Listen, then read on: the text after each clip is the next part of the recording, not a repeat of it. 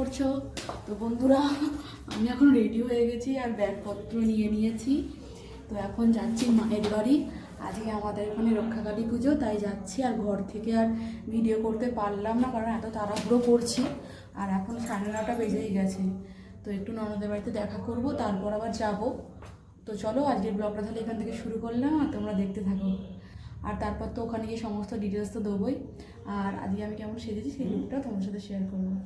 তো বন্ধুরা দেখো, এই আমার সম্পূর্ণ সাজুগুজু। আর সাজুগুজুটা তোমাদের কেমন লাগলো অবশ্যই কমেন্টে জানিও। তো বন্ধুগণ, দেখতেই পাচ্ছ বাইকে করে যাব, তাই বাইক এখন বার করা হচ্ছে। তো চলো বেরিয়ে পড়ি। তারপর দুজনে মিলে কর্তাগিন্নি বেরিয়ে পড়লাম।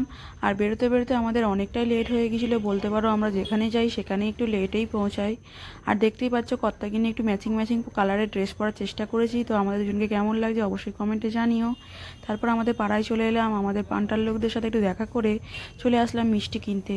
পুজো বাড়িতে যাচ্ছি, একটু মিষ্টি তো নিতেই হবে। তার জন্য নিয়ে নিলাম সন্দেশ, আর ননদের বাড়ির জন্য নিয়ে নিলাম একটু রসগোল্লা।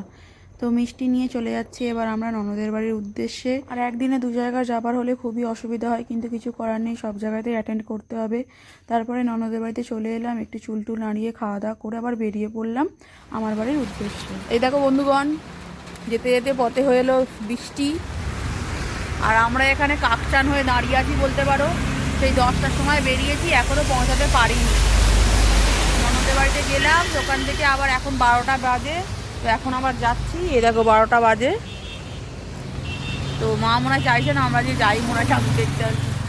কখন যাবো কালী পুজো বাড়ি? মা বলবে একটা কাজ কর, তোরা আবার তো যেমন এসেছিস তেমন আবার বাড়ি চলে যা, খেয়ে গুঁজে বাড়ি গিয়ে ঘুমিয়ে পড়তে হবে। বৃষ্টিটা এমন হলো না, কালী পুজোটা পুরো মাচাকার করে দিল। এই বৃষ্টি মনে হচ্ছে না আজকে থামবে, তাই আমরা ভিজতে ভিজতে যাতায়াত শুরু করে দিয়েছি আবার। আর এই আমি স্টোলটা নিয়েছিলাম যদি ঠান্ডা লাগে ভেবে, কিন্তু স্টোলটা এরকম বৃষ্টিতে কাজে লাগবে সেটা জানতাম না। মাথায় এখন স্টোলটা চাপা দিয়ে দিয়েছি আর আমরা যাচ্ছি। আর তোমরা চলো। বন্ধুগণ, বাড়ি এসে গেছি, মা ঘরে আছে। তো চলো মায়ের রিয়াকশানটা কি। এখন বাজে এই দেখো 12টা 14। তো চলো মায়ের রিয়াকশানটা একটু কেমন দেখি, কি বলি।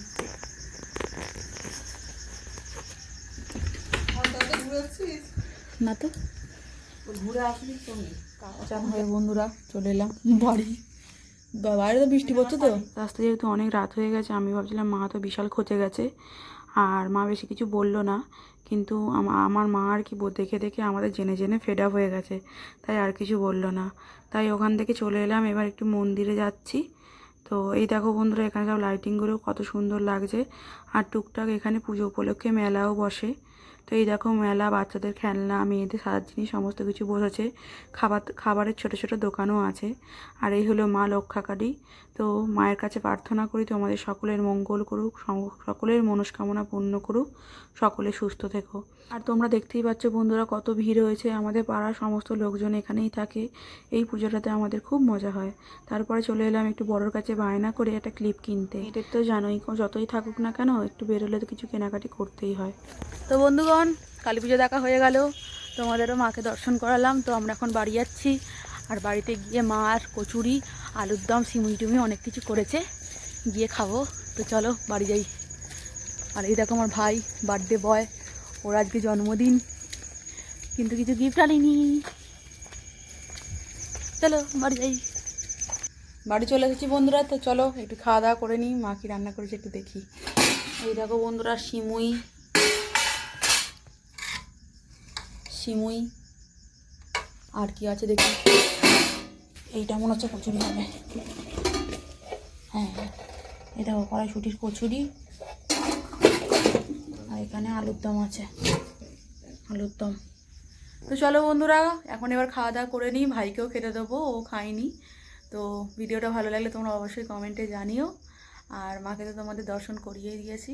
তো চলো টাটা, গুড নাইট, আবার দেখা হচ্ছে পরের ভিডিওতে। Bye bye.